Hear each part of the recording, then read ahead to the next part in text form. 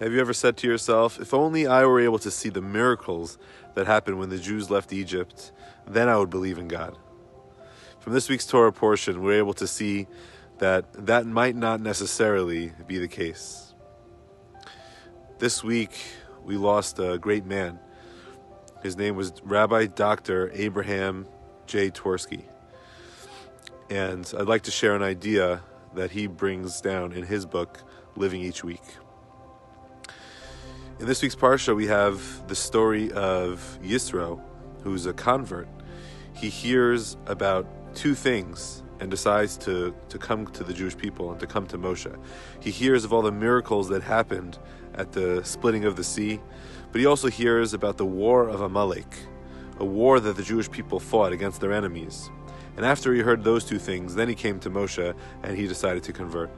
The question is why?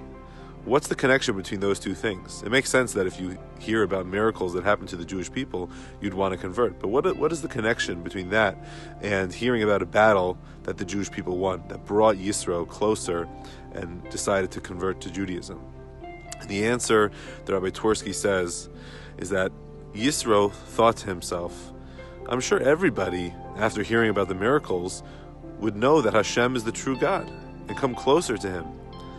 Only after he heard about the battle, that there was somebody, this group of people that were willing to fight against the Jews, did he realize that he had to do something about it. He had to take an action to solidify that connection that he felt to God. Because there are people who heard about the miracles, but they still decided to fight against the Jewish people. And that's when he decided, I need to go to Moshe. I need to go to a rabbi, a mentor, who can bring me closer to Hashem. I think we can take this message to heart and realize that sometimes, even if we saw those miracles, we wouldn't necessarily feel that connection. But we need to take an action after we hear about those amazing things to solidify our connection to God and to the Jewish people. Yisro connected himself to Moshe, a teacher, a mentor. We also need to find somebody in our lives, somebody who we can connect to be our mentor, our spiritual leader.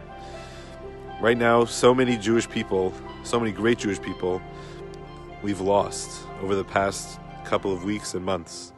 It's important to find somebody who we can really connect to make sure that we are continuing that link in the Jewish people and solidify our relationship with Hashem and with the Jewish faith. Shabbat Shalom.